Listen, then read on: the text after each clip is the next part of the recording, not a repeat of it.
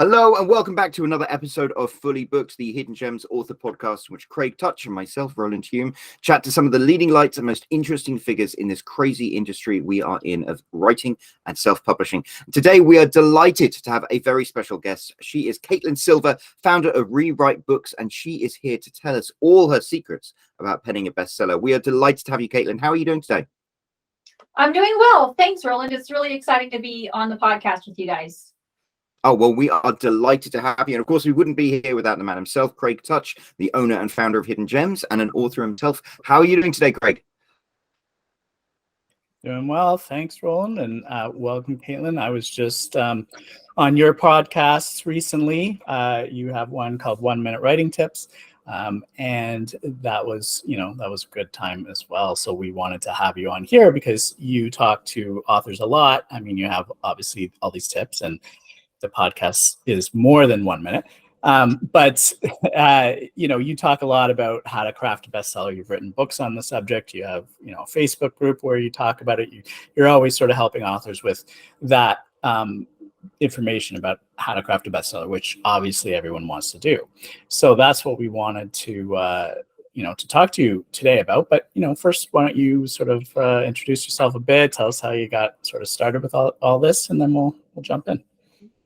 Yeah, thanks so much, Craig. And it was definitely amazing to have you on my podcast. And I always jokingly tell people that the writing tip itself is the short part, and then everything else is kind of just the fun stuff, But so it was great to do that.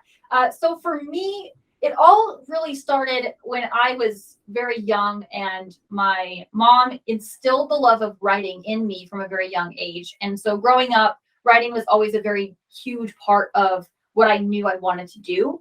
And my mom passed when I was very little, but continuing to be a part of books and writing was just something that made me feel like I continued to honor her and remember her and, have her as part of my life.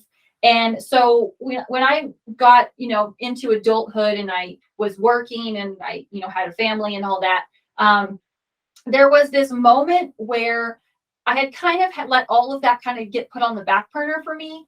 And I had written several different things, but it hadn't really been seriously pursued. And so I had this crisis moment where my oldest was getting close to about the age I was when my mom passed.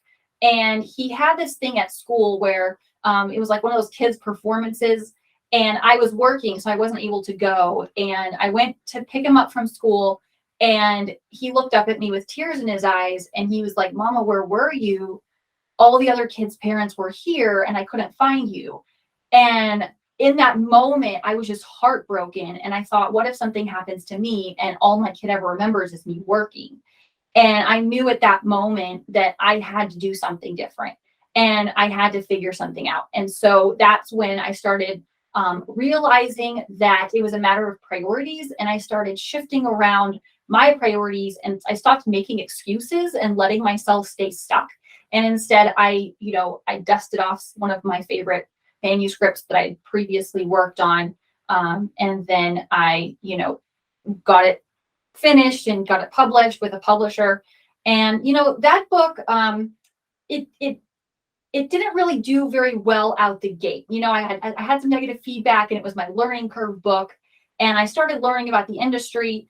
And where some people might have that happen and get discouraged and be, like, oh, well, it's not worth my pursuit. I was like, nope, I'm going to go all in, and I'm going to figure out what it takes to really become not only a bestseller, but just really make this my livelihood. And so, I just threw myself completely into the industry. I hired coaches, and I invested in programs, and I was reading all the books, and I was trying to do everything I could, investing, my resources and my time when I wasn't working to figuring that out. And so, I went through a couple more learning curve books, and then I finally published my first bestseller. And once you kind of know how to hit bestseller, it's like you can't unlearn, you can't unknow the secret. So then once I had that, I published a couple more bestsellers. And then after that, it was like other people reaching out to me, hey, how are you doing this? Can you teach me? And so then that led to those like kind of coffee chat conversations of, okay, here's what I did and here's what you can do. And then eventually it led to, okay, I'm going to start, transitioning from working to I want to do this. I want to really pursue this and really make this my thing. So the day my husband looked at me and said, okay, you can quit working and stay home with, and I had more children since then, and just being able to do that and be a mom and then also help other people hit bestseller and then write my own bestsellers is just kind of like the best day of my life, so that's kind of the long-winded journey of how I got to where I am now. Yeah, that's great. That's very inspirational. I think, a lot of people feel that way. You in a job and you don't have the time for your family, for yourself. And, one of the reasons why a lot of people go to writing is because of the flexibility it gives you in your life. I mean, obviously not everyone can just do that. You have to also have a love of writing and some skills. but if you have that, it's a really nice thing to just be able to, work for yourself, make your own hours, be your own boss. And, it's interesting too to hear you say about crafting a bestseller is almost this thing where you've learned how to do it and then you can repeat the process, because a lot of people will think that you're going to just have a bestseller if your book is just amazing, right? But unfortunately, that's not the case. That's obviously one of the ingredients. And clearly, if you can't write a very good book, you're still not going to be able to craft a bestseller.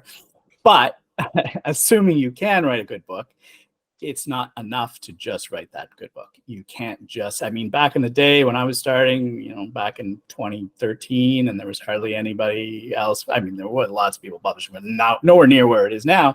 You could put out books and get to the top of the charts with no advertising or very little advertising. Now you have no chance, like if you're a no name, no one's going to find you. It's just, it's a big pool of people out there. So there are steps that you have to follow to become a successful writer, write a bestseller, aside from writing a good book. So let's dive into what some of those things are. Yeah, absolutely. And Craig, you had such a great point there, is that there are many well-written books, great stories that no one knows about, that are just buried under, tons of other books because they kind of just believe the myth that you can kind of just stick it on Amazon and all the people will find it. It's like this magical myth that's like, oh, you just stick it out there. And it's like, no, there's this whole strategy. And so one of the number one things that I tell people that come to me and ask questions is many of the strategies that you learn to do it work. But the problem is that people kind of dabble in one strategy and they don't commit all the way through to reaching the result. They kind of like dip their toes in and they're like, oh, well, it's not working. And so then they try to jump to a different strategy. And then they're like, oh, this one's not working. And then they jump to a different strategy. And the next thing you know, like they've tried all the strategies and never actually achieved the result. And then they've convinced themselves that none of them work. But if they would just pick the one that they feel most that they can commit to and really see all the way through, and they just like don't give up and they stay committed to seeing that through until they get the result, they'll find that they then have something that they can use as a foundation to build on for future books, because they'll grow an audience, they'll grow readers, they'll have more momentum for each book they release once they've built that foundation. So that's one key critical piece is choosing a best-selling strategy and then committing all the way through to the result. That's phenomenal advice. I hope everybody's listening to that, because that's something that I think Craig and I both stumbled across. We work with authors who said stuff like advertising doesn't work, and it's like, I can promise you advertising does work, but you have to actually commit to it. You have to have a strategy. You have to go through all the things. You can't just like dabble in it. And then if that doesn't work for you, then it doesn't mean advertising doesn't work. It means what you were doing doesn't work. Yeah, absolutely. And to your point too, there's like sub strategies, right? Like, so there's the overarching strategy of advertising, but then there's different types. Do you want to do a series of book promotions? Do you want to run ads? If you do run ads, which platform? And do you want to go through all the testing of different types of ads and different text and images? And there's just so many different nuances to play with. And you have to give yourself the time and the flexibility to really explore. And I kind of give it the analogy of this kind of a roadmap, or not a roadmap, like a map in a new world, like an adventure, you know. So it's like you're going through and you have to kind of go through the cave and go through the forest and go over the mountain. Like you have to explore and kind of have an adventure and have fun with it.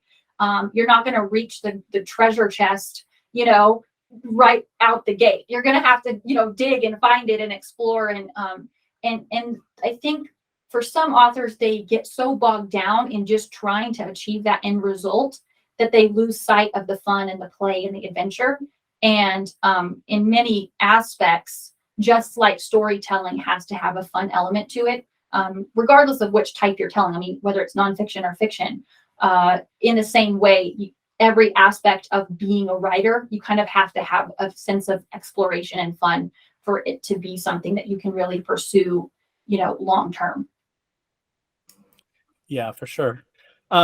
So when you say that there are all these different strategies, obviously there are, but obviously they're not all created equal. So some will be better than others. So when we say, you know, you got to try to stick with them to achieve the success, you also have to make sure you're picking the right one to begin with.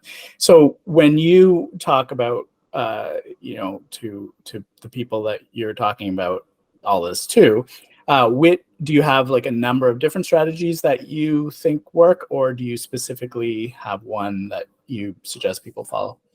Yeah, I mean, obviously I have my favorite go-to strategy that always works for me. So, you know, and that one is utilizing the launch team strategy, which, you know, is getting a team together that, you know, you're going to give them the book for like ARC reviews, and they're going to download the book during launch and leave those reviews for you on the book page, help you, you know, get the book off to a good momentum and give it a good boost. Because when you get that boost at the very beginning, it really helps sustain things long term as you implement some other things like promotions or, you know, continued conversation. And a lot of times a good launch team will also, you know, be sharing the book and, you know, talking about it, and, you know, they'll order one and post pictures of it coming in the mail, and, you know, things like that really help you get in front of their audience and have a ripple effect. So that's my favorite go-to strategy. I have worked with a couple of other strategies, like, for example, having a launch party where you get other authors involved, and it's called an author takeover strategy, right? And you get other authors and everybody has a chance to talk about their book, but then you're kind of the star in the spotlight and everybody kind of celebrates your book during launch. And I've seen that one be pretty effective just because of the fact that you're helping other authors, you're giving them an opportunity to talk about their book and get in front of your audience and share each other's audiences. And that's always a win, because readers are excited to discover new authors, and authors get in front of readers they might have not had a chance to get in front of before. So that's an effective strategy as well. It's just, it does take a lot of work and time commitment, you know, for all people involved, especially the one hosting. So, you know, that's probably one that I'm like, if you want to do it, go for it. Be committed to it. Not my favorite. And then, of course, I do believe that the promo and advertising strategy, especially for someone who maybe doesn't have a lot of time, or they're not sure they have enough of a support team to do a launch team strategy, but they do have a financial budget to invest in advertising, that strategy can be very effective out the gate, as long as you maybe even like are willing to play and test, or at least you have the financial resources to really like upfront invest in a significant amount of like marketing budget, like ads or promos or both or whatever, to really make sure your book's getting in front of those readers from the get-go. So I would say those are kind of the top three. So you talk mostly then with your author groups about the launch team strategy, and when you, but obviously the launch team strategy isn't just your launch stream. I imagine that's sort of like the core of it, but you're still doing promos and advertisements, I imagine, right? Yeah, absolutely. Yep. And that's a great point, is that any strategy can be coupled and kind of enmeshed with other aspects of other strategies, or and of course most effective is, like you said, doing some promotion and advertising along with the launch team to really give it the best that it can be. I just know that too, that for some people, depending on their circumstances or where they're at, you know, even just being able to pick just the launch team can be very effective for just starting out where they're at if they don't have, you know, a promo budget or whatever that looks like. So I think that each strategy can be by itself and can at least give someone a starting point to start building. And if they have additional resources or they want to combine and they want to do both, then by all means, like, I think it's great to absolutely go for it. It will definitely enhance the results as well. Okay, so take us through the steps then of how somebody would, you know, craft a bestseller, assuming that they have their book ready to go, or maybe there's steps before that needs to happen. But you know, my assumption is, like, you know, you've got your book, it's edited, you got your cover, all that stuff, or maybe that's part of your strategy of what to do even before all that's done. Yeah, absolutely. And thanks for asking that, because to go circle back around to what we were talking about earlier with, if you have the best book in the world, but no one knows about it, you know, it's not going to hit bestseller. But on the flip side, if you don't have a book that's worth like if it's crap and you're getting negative reviews, it's going to tank real fast, no matter how big of a marketing budget you have or how much you might have hit the categories initially. So it's you read my first book then. Yeah, say that again. You've read my first book then. Oh, no, but I think we've all had one of those books that were like, oh, cringe, you know? But yeah, so I think it's important to start off in the right place. And so one of the key things that I teach through the method is way before you even get to the launch plan and the right book cover and all that, is making sure that you lay the right foundation with your book, making sure that it's rooted in the right place. And so for a lot of the people that I talk to, they struggle with writer's block and self-doubt and, you know, feeling of, you know, inadequacy and just like, you know, aren't there so many other books out there, and, you know, all those classic self-doubt struggles and writer's block struggles. And so I really start with, okay, let's build the right foundation. Let's map out the story. And, you know, whether you're a planner or a pantser, I've had people tell me, okay, just by me laying this foundation and putting the right pieces in place, I've cut my writing time down significantly. Like, I've heard from people that usually take years to write a book to writing it in like weeks, you know, because they laid the right foundation. So you don't necessarily have to be some intense planner where you're planning out every point or whatever, but it's important to at least give yourself a roadmap through the book and just kind of see the overall flow and the storytelling elements, and see the areas where maybe you need more research or you need to develop it further, or, you know, you need additional characters for fiction, obviously, or just whatever those elements are that allow you to get a view of what your story looks like and where you have pieces that you need to flesh out or get more clarity or whatever. I think building that foundation in the first place will set you up for success, because not only does it guide the writing process, it helps my clients prevent them from getting stuck. It helps them to really see where they're going. And then it also helps them be able to move things around accordingly to make the story, you know, better and flow better and connect more deeply with the readers. But then by doing that and by crafting the story in a way that's going to be set up for success, when you get to the publishing side, you can feel a lot more confident in what you've created, knowing that you started in the right place, you've crafted something that connects and that has all the elements in place. You know, you don't have any plot holes or things or whatever. And so you can really approach it knowing that it is going to resonate with your readers and go farther. And so when you hit those bestsellers and you do the right strategies, they actually, you know, they have long-term impact and effects because you've started from the right place. So I think both go together in balance. Right. I wonder if a true pantser would agree, though, that they should be plotting everything out. We did do a plotter versus pantser throwdown episode a while back, and I seem to recall, you know, the author on the pantser side was very much against any sort of planning. But listen, I am more of a plotter, so to me that makes perfect sense. I can't even imagine writing a book without any sort of planning. But still, there's generally more of a hybrid approach for most people. You know, they'll do sort of a bit of both, or leaning towards one side or the other. So it makes more sense to, from my perspective, to at least plan out and go through, like you said, the ideas of what you're going to be talking about, because once you get on a roll, it sucks when you have to stop because you didn't consider this or you didn't research that. Like you're writing, and then all of a sudden you got to stop and be like, oh, now I got to research this thing because I don't know anything about it. Better if you have all that ready to go so that it doesn't sort of throw a wrench in your plans later on. Okay, so then the foundation is step one. What's next? Yeah, so I love what you pointed out too about plotters and pantsers, because I did see that one too, and definitely a lot of humor there. And many pantsers may disagree. I just know that I have received that feedback from pantsers that have at least tried it, and they're like, "Whoa, I can't believe how much this made a difference." So I mean, to each their own.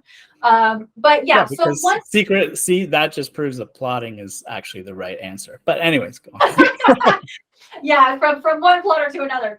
But anyway, so once you have the right foundation and you started in the right place, you've laid those roots, then it's really growing the book from there.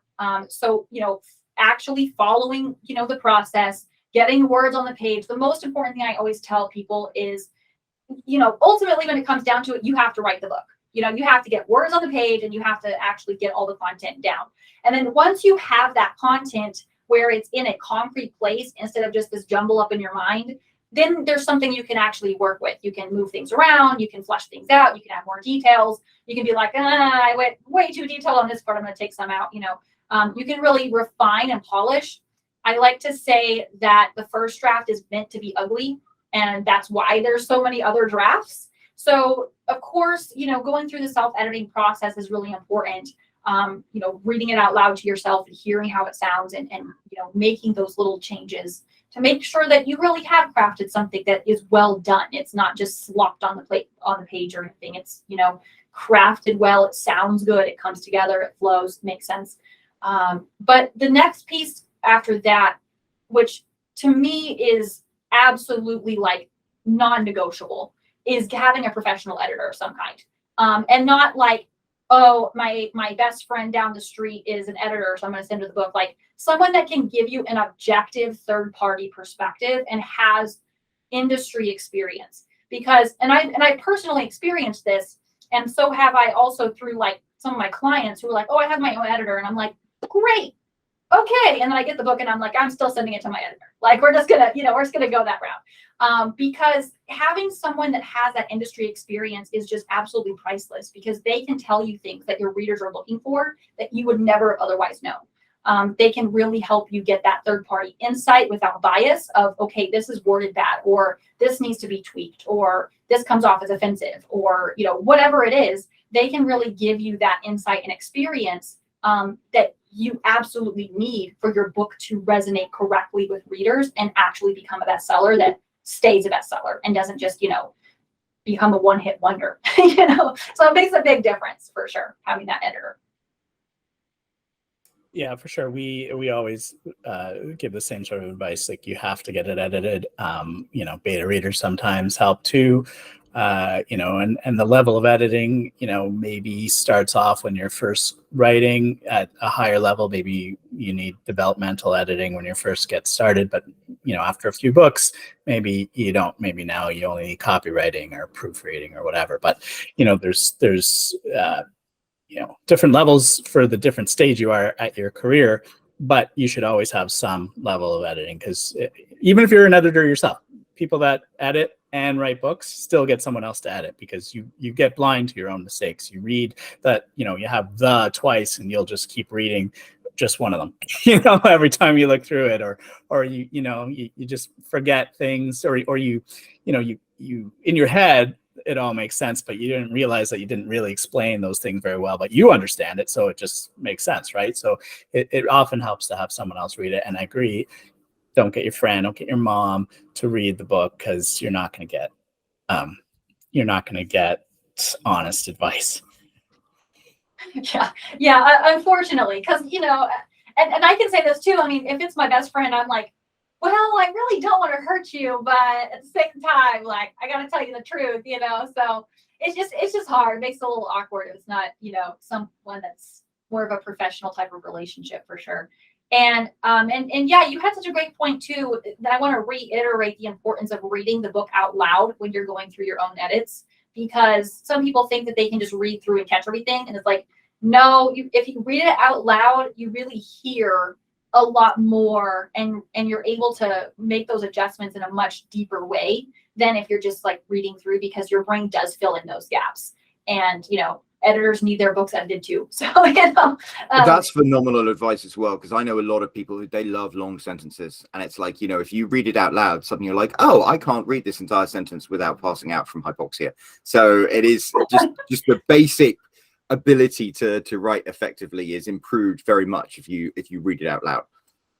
Yeah, absolutely. And I know some people feel really awkward about reading it out loud. They're like, oh, what about my husband in the other room, or my wife over there, or my kids, or whatever. So I'm like, okay, look, you can whisper it to yourself, or you can go in a separate room, or you can go to the park, or you can find a way. Okay, but don't just find excuses not to do it, because your book will suffer, and you will definitely be glad you did if you do it. So, it's so important.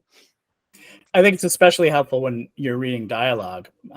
Often, people say, oh, I can't write good dialogue, blah, blah, blah. If you say it out loud, you'll hear, like, do people talk like that? You'll hear that this is not how people have a conversation. If you start reading it out loud, sometimes that becomes very clear that, that's not good dialogue. It should sound like you're having a conversation. It shouldn't sound like you're reading a very dense paragraph, Yes. Yeah, and I think that often comes out when, and I know for this happens to me, where the way I speak isn't the way I write. And so sometimes your internal voice comes out through your writing, and you sound very like sophisticated and proper, but that's not reality of the conversation at all. And so to your point, same thing, you're listening to it and you're thinking, wait a second, this is not how I would normally converse at all. Yeah, that's such a good point, because you don't want to sound very pomp and prestigious sometimes, unless the character is appropriately so, so. Right.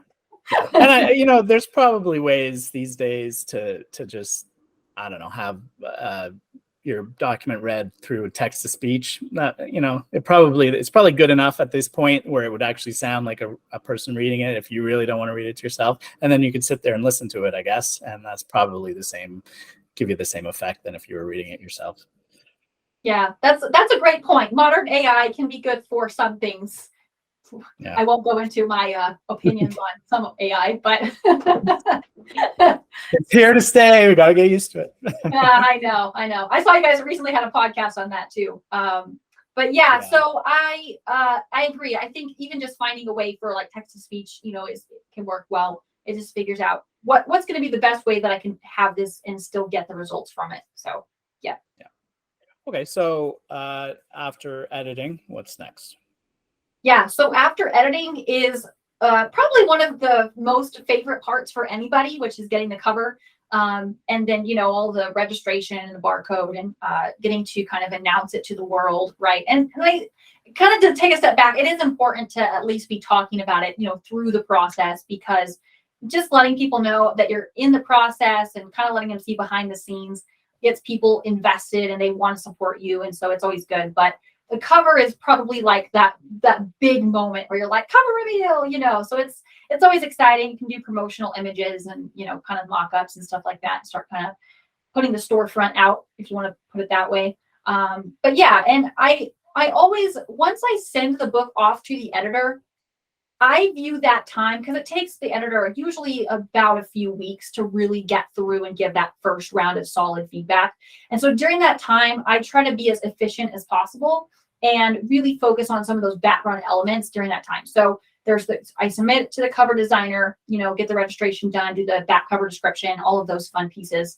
But then I'm also working on more of the business side of things. So if I have my book connected to some kind of giveaway to join my email list, if I have the book that's going to become some kind of business tool for me, where on the back end they can have an invitation to be part of my membership, or they can buy more books if it's I have a fantasy series that if they buy the first book, then I offer the rest of the series, whatever that looks like. But I work on those back end elements and setting up emails that might go out that invite them to review the book, and just different pieces.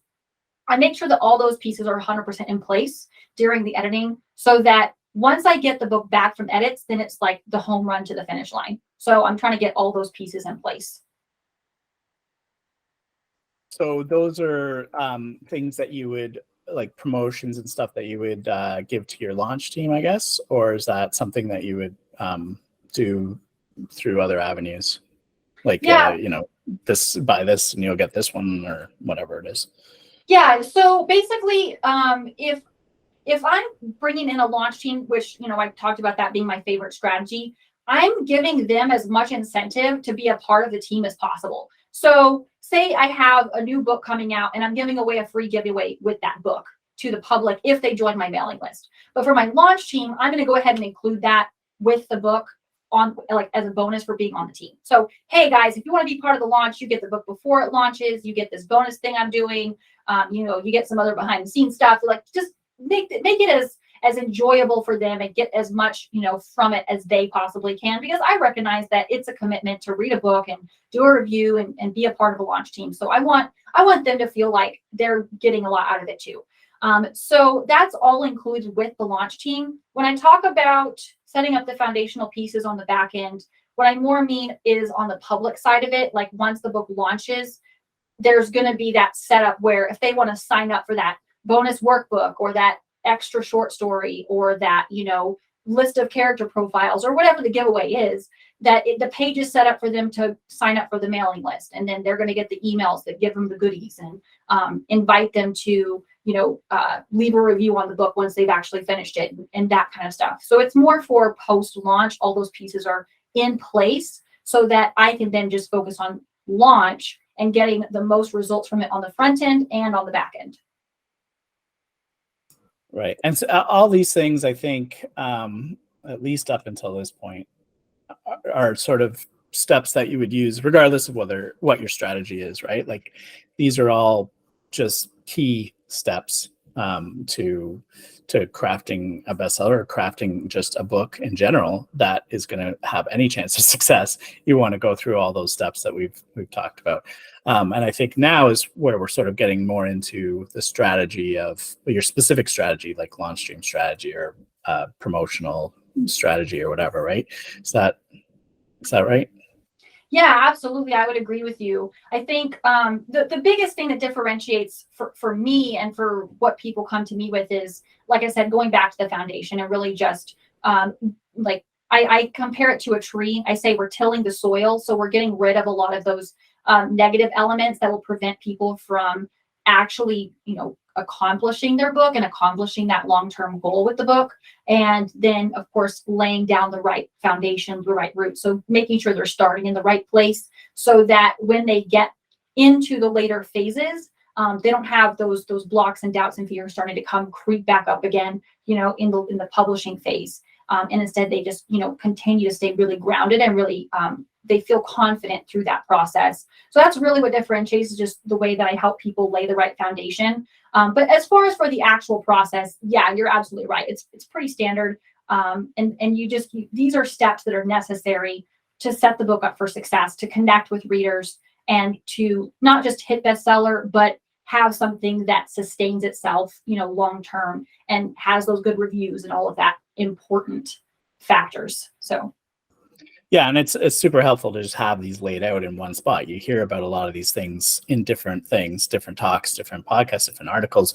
You hear about you should always make sure you get an editor. You should, in different articles, make sure that you're doing this. And it's good to have it all listed out. Make sure these are the steps that you got to go through. And every author really who is successful is going through these steps to some degree or another. Yeah, I completely agree. And honestly, I want to also just kind of shout out to you guys for hiddengemsbooks.com, because I know you and I talked about this on the podcast, but I really can't say this enough. Like, you guys, I really love that what you guys have built, because it really does help those authors out there who are going through these steps but don't have all the elements, or they're really struggling in one particular area, like book blurb, or having the cover that set it for success, or getting enough reviewers involved, or whatever it is. Like, I love that you guys have something available that offers authors kind of a a tool that will help them and kind of give them that step up or that boost through that process. I know I definitely have appreciated having that tool many times. So, well, thank you. It's definitely our pleasure to be able to help the community. I've always said, I got a lot of help when I was writing, and it's very useful to people to have someone to go to where they can get the information they need, regardless of whether they use the services. We have the information. There's so many things out there that are just not good. And there's a lot of bad information out there, and we hopefully can cut through some of that sometimes for people and put them on the right path. So that's what we're trying to do even with this podcast. So okay, so then what's the next step? So we're basically at the point now where I guess you got to figure out the strategy you're going to do and take it through, right? Yeah, absolutely. Which makes us go full circle from what we talked about earlier, which is great. So once you get the book back from the editor, of course you have to go through the edits and make sure you get the editor's final stamp of approval, make sure everything looks really great and it's polished into the beautiful diamond that it should be, as opposed to the rugged rock that it started out as.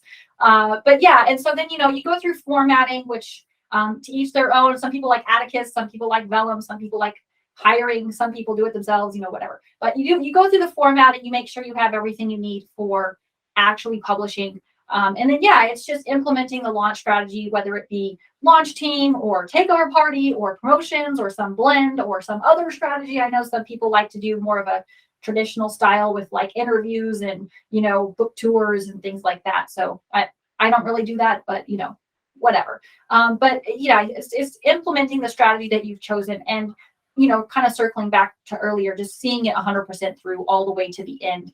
And even going through the launch strategy, going all the way through the launch, going all the way through all the process of launching your book, even if they don't quite hit like #1 bestseller through that strategy, that doesn't mean that the strategy failed, right? It's okay, what can I learn from this? How can I take away the wins? How can I, tweak some things that maybe went wrong? Or how can I get feedback from maybe some people in my audience or some other authors that have gone through this strategy so I can make some adjustments and then go again? And the beautiful thing about having a book, in my experience, is that, you put something out there and yes, the launch is over, whatever, but that doesn't mean that the book is now just going to disappear. Like you can always continue to do more things with the book. Like once it's out there, and you can continue to push new readers to it and market it and promote it and do book signings and utilize the book that you've written. I think too many times authors write one book and then maybe it doesn't turn out exactly the way they wanted and they just kind of abandon that book and they focus on a new one and they forget that every book you have is definitely a beautiful tool worth utilizing in some fashion. Sometimes you just need a little bit of time and perspective to figure out the best way to approach it. So that's phenomenal advice. Yeah. And I mean, we've talked about this before, like you as an author, your job becomes easier the more books you have. Each book is a potential way for somebody to discover you, right? I mean, maybe this book wasn't exactly something that caught the eye of somebody, or you didn't advertise it necessarily in a place that this type of audience would see, but maybe the next one is more for this person, or you advertise it in the place where that person saw it. And then when they go and they read it and they enjoy it, then they look at your backlist and then they see, hey, I can get these other books by this author that, they didn't discover. And it's always important to remember, we talked about this actually on a very recent podcast where, a lot of people, they think their old books, their backlist books are, they don't really advertise them. They don't really do anything with them because they feel like everyone's seen it. They don't even necessarily talk about it in their own mailing list, right? Because they figure, well, everybody in my mailing list has probably read it, but that's not true. I mean, people come to your mailing list if you're doing it right. They're always coming to your mailing list. Every new book is bringing more people to your mailing list. And if you're on your 10th book and somebody's signing up, they haven't read 1 through 9, whether it's a series or not, right? So if you're still talking about that occasionally in your newsletter or promoting it or whatever, it can still be a value. Sure, lots of the people on your list know about it, but there's probably lots that don't. So, I agree. Don't just say, oh, it's an old book, I can ignore it now. I don't think people fully appreciate just how many people read books. I mean, even if it's just like Kindle Unlimited, the number of people with a Kindle Unlimited subscription, if you work it out, it's something like 30 million. So, you know, you've got a pool of 30 million readers to market your book there to. And yeah, you're absolutely right. There are so many hundreds of thousands of people who've never seen your book unless you get it in front of them. So there's always an audience. Yeah, absolutely. I agree. And you brought up such a good point too, and that is that there is always an audience, and it's our job as the author to get our books in front of that audience. But I mean, there is definitely a plethora of readers in the world. I mean, as much as I enjoy writing and helping others, I also enjoy reading. I mean, and it doesn't matter how many books I've read on a particular topic or, you know, a fantasy or whatever, I still want to read more in that same genre or whatever. And other readers are the same. When they enjoy a certain type of book, they want to read all the books that are of that type of book. And so, you know, even if someone has a book that same topic has been said or taught or whatever, they have their own unique spin on it. And each person has their own unique way of saying things or their unique, you know, story style or whatever it is. And so I think it's important to just, if that's a gift that you have and it's a dream that you have, I think it's absolutely worth it to pursue it, you know, make something of it. For sure. So have we covered all the steps then of the you know, A to Z? Oh, sorry, Roland, are you you're on mute there? So I was going to say that was such a beautiful way to almost wrap things up. The way you sort of crafted your entire presentation here, almost like a story. Thank you. I appreciate that. That's my goal is just bringing it full circle. You know, you lay the right foundation, you grow your book into something beautiful that produces fruit for you so that it can continue to grow more. So that's kind of the analogy that I use for writing. And to your question, Craig, yes, that was pretty much the gist of the steps. You know, you just kind of rinse, and repeat. So, yep. Yeah, and with each book, you're getting stronger, you're getting better, you're building a bigger audience to launch from, you know, so you're definitely going to end up having more and more success as you go. Right, absolutely. Yeah, we just get better. Right, but I think it does get easier too, right? I mean, if you're trying to market your very first book where you don't have anybody on your list and, you know, you don't really have any sort of support system, you know, I think when you write your next book and you have 100 people on your list, there's 100 people that might buy your book right away, right? Or that might talk about it to their friends or whatever. So I think even if you're staying at the same level of writing and ability, it is going to get easier with each successive book, unless, you know, the books are just really bad and nobody's ever signing up, right? But that's a separate issue that you can also probably fix, you know, depending on what the issue is. But you know, people can improve as writers too, and storytellers. It's just a matter of figuring it all out and understanding and having the ability to critically look at what didn't work and not take it super personally, which a lot of authors do, because writing is a very personal journey, right? But you know, if you can get past those feelings of, like, you know, whatever they are, anger at the world for hating your book, or self-doubt about, I can't write, I suck. You know, if you can get past all that, then you can sort of start looking at what it is that kept you from becoming a bestseller and fix those problems. And maybe you won't fix them on the next book, but maybe you will on the one after that, right? Yeah, absolutely. Totally agree. Yeah. Well, that is a wonderful way to wrap things up. Unfortunately, we are nearly out of time. So we are. Oh, what a fascinating presentation, and so much great information that you've given us. And I hope people were listening, because there's an awful lot of great stuff we can glean from chatting to you. Before we wrap things up, Craig, do you have anything else to ask Katelyn? I don't think so. I think we covered all the points as she said. So, you know, I want to thank her for coming on. And you know, if there's, tell people how they can sort of find more information about all this, you know, on your website and all your groups, your Facebook groups and all that stuff. I mean, we can include links as well, but, you know, if people want to learn more. Yeah, thanks, Craig, and also Roland for having me on. So if people want to connect, the best way is going to be on Facebook, facebook.com/group/Writers Club membership, and just joining the group. There's free resources, there's training. They'll get links to the website and to my page and just all the things. It's more streamlined if they hop in the group and join and become a part of the Writers Club. So yeah, I'd love to have them in there. That is well, we'll drop a link down below. And speaking of which, while you're down there, if you liked what Katelyn had to say, make sure you leave her a comment and let her know. Make sure you hit that like button if you haven't already hit that subscribe button. So we are really, really, really grateful for all of the support that everyone listening and watching give us. And thanks so much, Katelyn. And we'll be back next week with another episode of Fully Booked. Stay tuned.